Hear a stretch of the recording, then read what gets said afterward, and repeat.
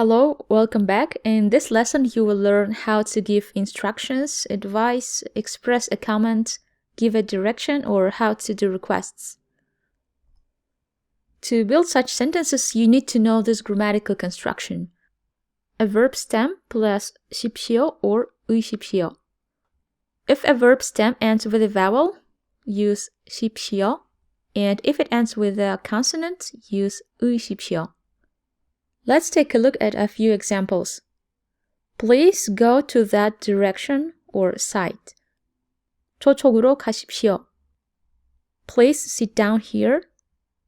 여기 앉으십시오. Please give me a call when or if 철수 comes back. 철수 씨 돌아오면 저한테 전화를 주십시오. Please start eating first. 먼저 드십시오. This grammatical construction has a few variants, same as sentence endings 입니다 and 씁니다. So, depending on who you are talking to, you should use one of these four variants. There are only 3 levels of politeness in the Korean language: polite formal, polite informal, and informal. But in a few grammatical constructions, you can see some variants that are somewhere between polite informal and informal levels of politeness. I just marked it as less polite informal just to distinguish it from these 2 politeness levels. I would say this variant, 앉으십시오, 가십시오, 보십시오, and so on, is rarely used unless you are talking to someone who is really very old or has a very high position in society or in very formal situations. The second variant, 세요, 의세요, is the most commonly used.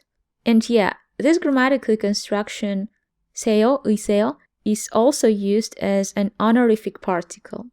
So it has 2 different, not related to each other usage cases. It is used for the imperative mood and as an honorific particle. To learn more about honorific particles, watch the lesson number 27. Let's take a look at how you can use the polite informal variant of the imperative mood. I used the same examples as what I used when I was explaining the polite formal variant. The only difference is, here I used a different imperative mood sentence ending, 세요 and 의세요. You can pause the video and read it for yourself.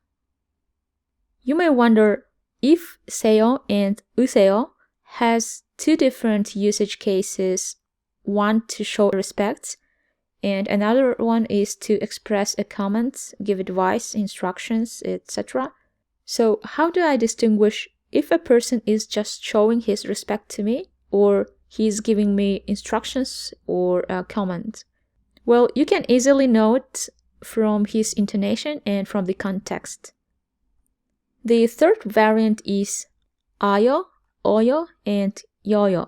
These sentence endings are exactly the same as we used for the polite informal level of politeness in the lesson number 26.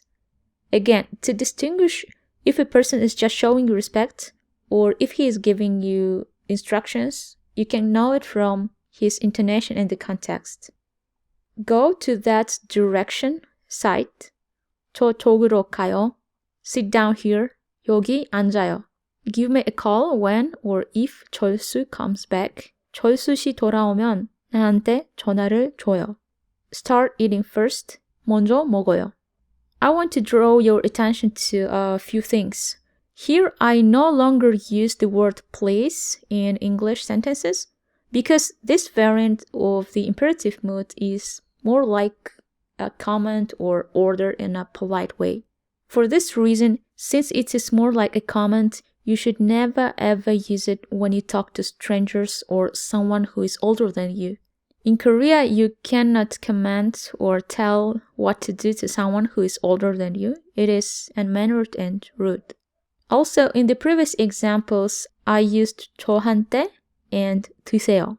The reason I changed them to 나 and 먹다 is because I cannot give more respect and less respect at the same time. I either respect someone more or less. So in most cases, the honorific words and verbs should match the politeness level's sentence endings.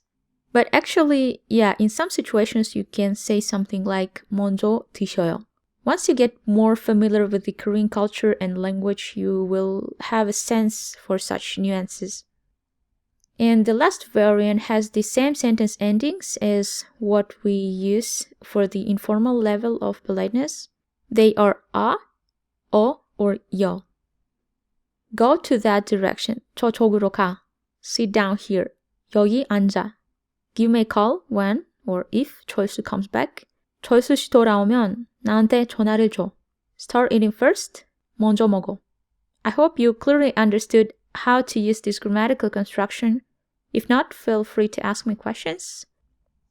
And here is the list of new words. I'll be using them in the next lesson.